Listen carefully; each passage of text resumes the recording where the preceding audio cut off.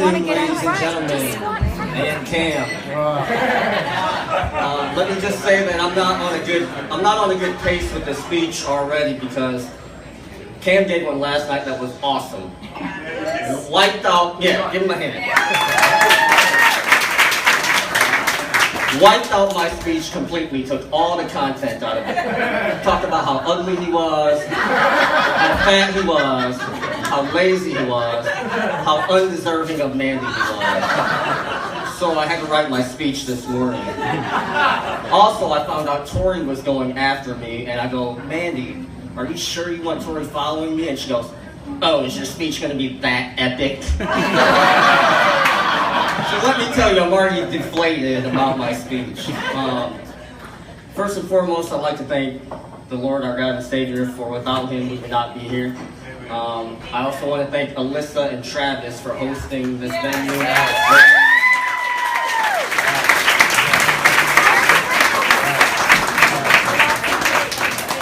I also want to thank Eddie, Carla, Pegs, Max, for raising these two knuckleheads and for making them what they are today. So give them a round of applause. Speaking of Pegs and Max, you know, I've been very fortunate that they've accepted me into their family as another son. Callie, Cam, Clay, Colin have always considered me one of their brothers. And I tell you what, it's truly an honor for two people like Pegs and Max and even Pop and Grams to call me one of their sons. And I can't thank you enough for that.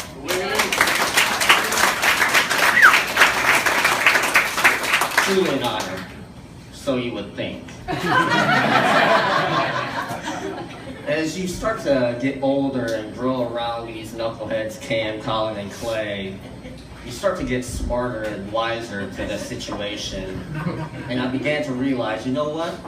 They probably only called me their son because they actually needed a son they can be proud of.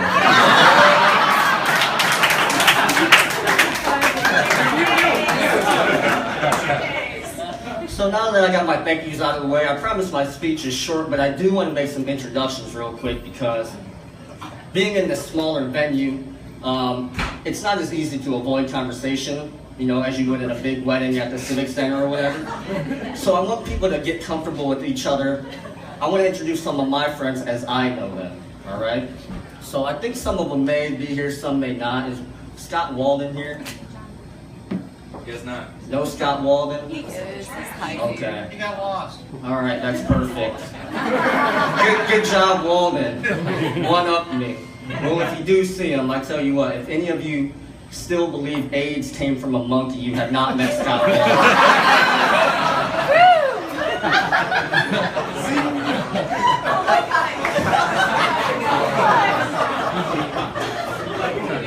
Clay Dolstein is here. Where are you at, Clay?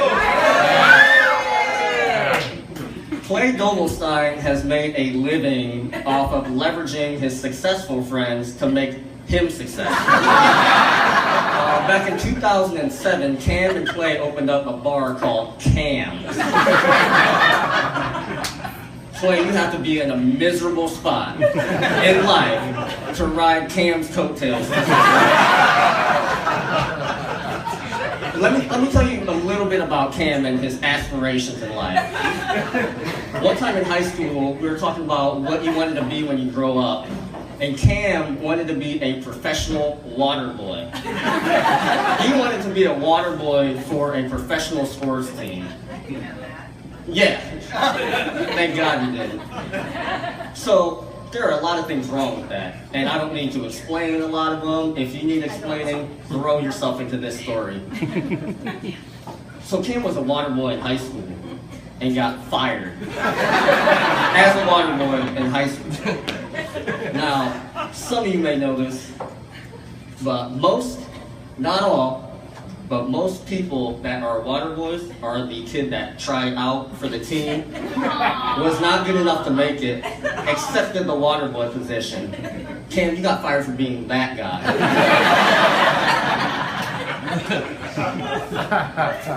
But I digress. Back to Clay. Clay is now, he started his career with Cam. He's now in the middle of his career, riding the coattails of Brad Cook. And Clay is so bad at business that one of his employees is now his business partner.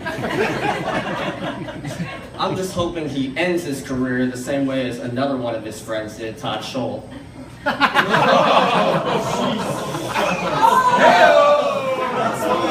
Too soon? Too soon?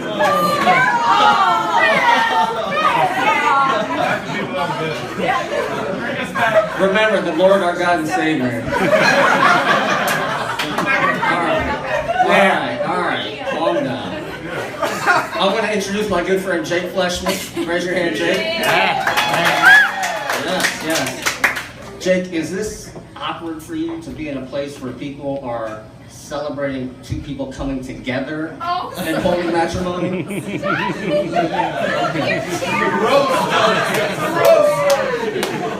Cam, Mandy, get a list of things not to do in a marriage, Jake.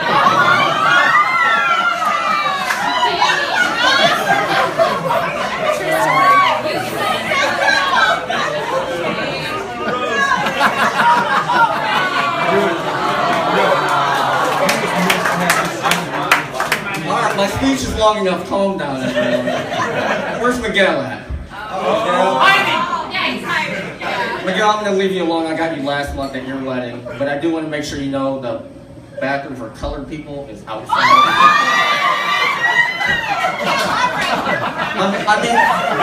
Miguel, don't get me wrong. We like you. We'll invite you to weddings and gatherings. But, we're not Abraham Lincoln.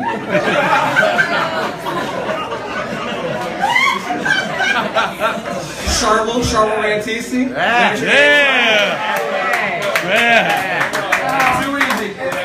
I'm actually not going to say anything about Charlo. He will make himself well known in about 2 hours and 4 glasses of scotch.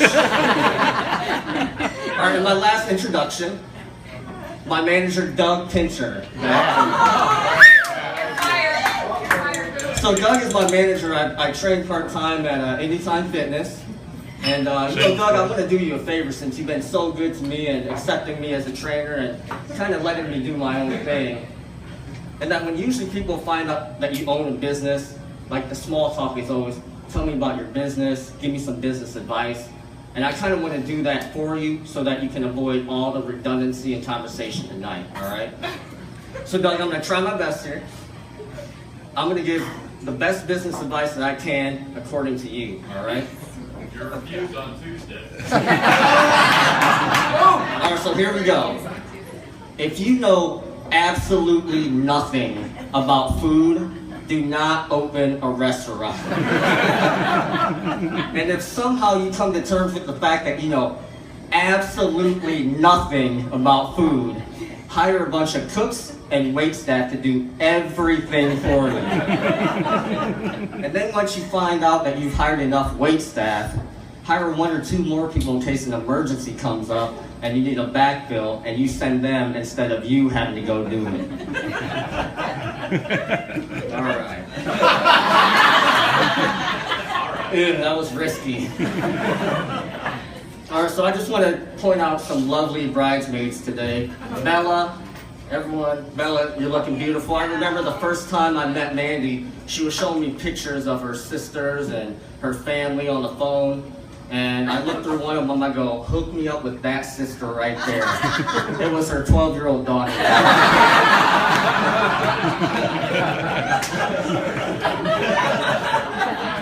Callie's here. Callie's like a sister to me, as I said already. Callie's looking beautiful. I have nothing bad to say about you, Callie.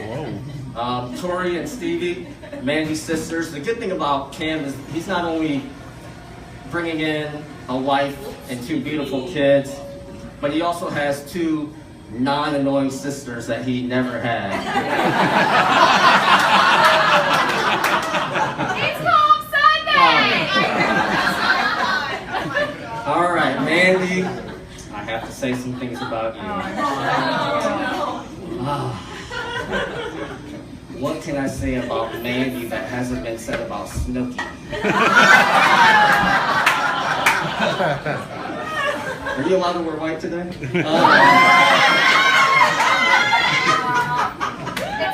It's champagne and ivory. The first time I met Mandy, I knew we were going to hit it off well because when Cam went out of town, Mandy and I would go out together. And one of the times we went out, we got in a hit and run accident.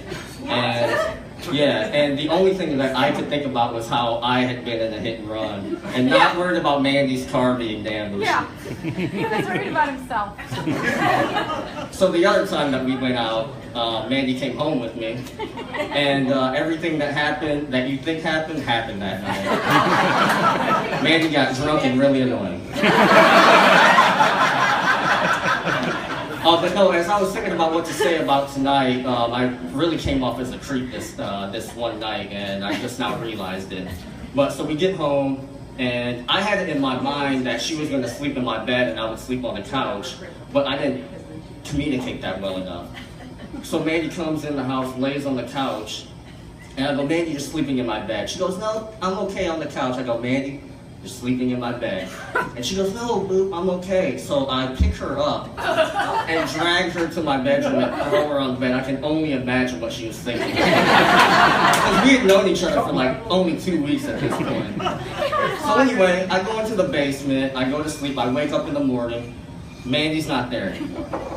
And so I go to my bedroom and I see my phone on my bed and I see a text from Mandy that says, hey Boop, woke up, couldn't find you. By the way, your phone's on your bed. I know this, man. Delete. So on to Cam. I'll stop boring you with the details.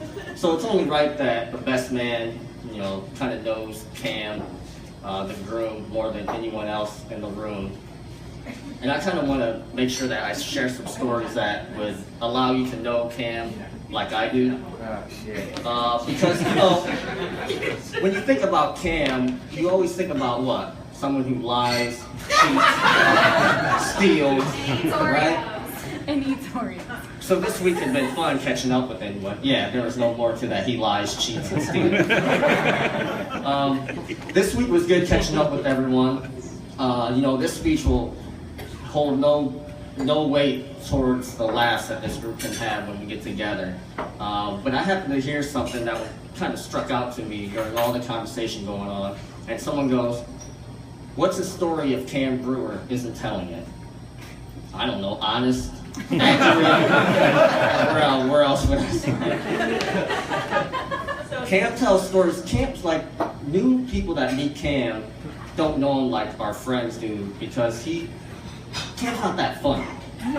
He just has a good way of remembering stories that other people tell, and then he inserts himself into that story. And then he tells it like it's his own. And then he gets so wrapped up into it that he doesn't believe that it's no longer him anymore. I remember he was telling me a story, and he's like, Boop, man, dude, you have to hear the story. I was eating egg rolls and dumplings with my mom, and I was like, wait a second, that sounds like something I told you.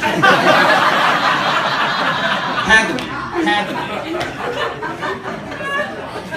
So, I'll wrap it up here shortly with a couple quick stories. Cam and I, we met back when we were 9 years old in JFL. And, he is the same size now. Yeah. Roast. So, I had a lot of friends at my school, but I felt like the JFL time was a good time for me to meet new friends, right? And I saw this kid, he was funny, had a lot of friends, told good stories, so I'm like, hey, that's a perfect guy for me to, introduce myself to. Went over, talked to him, hit it off, best friends, just like that. The next season, that kid never came back. I made friends with Cam because his mom gave rights to all the kids.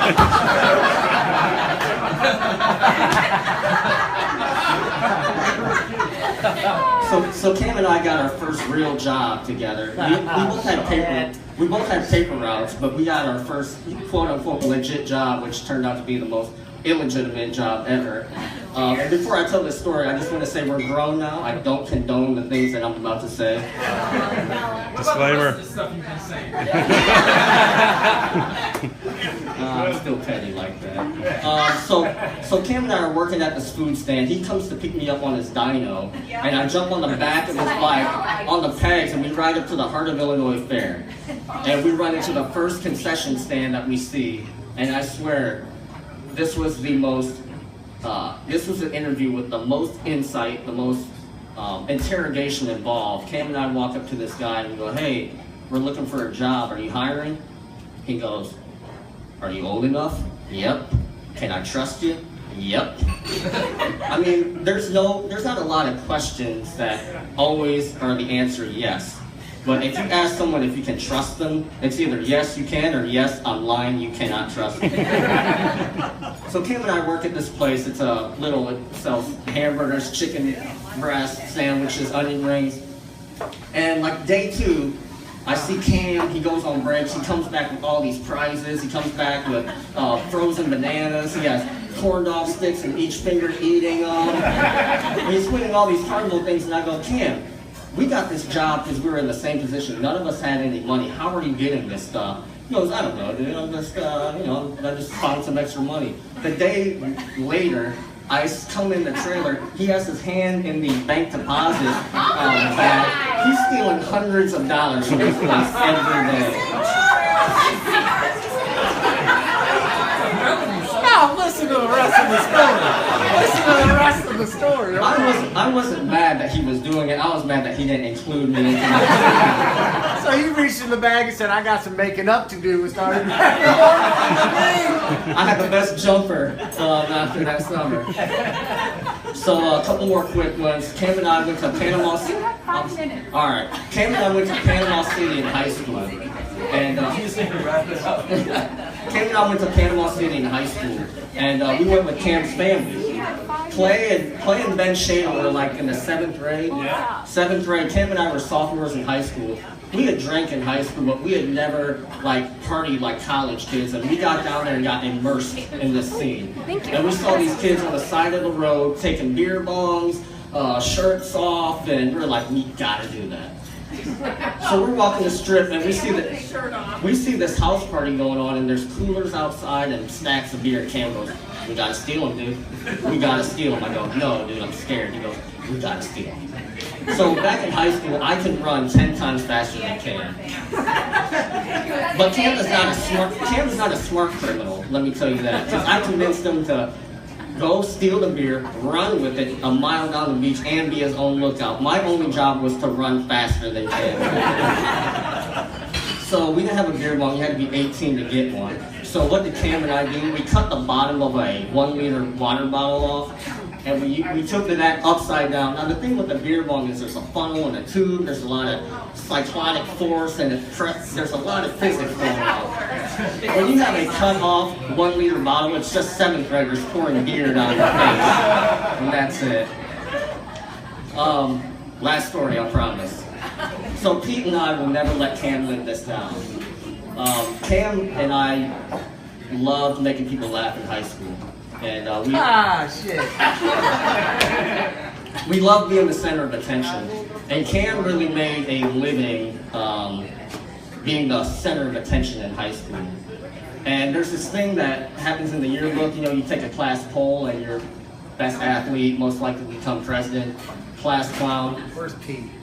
I won the class clown, and Cam got so distraught about it that he went around school telling everyone that I won by the closest margin of victory, 1 vote, and he told everyone. And I feel like nobody even counts that stuff.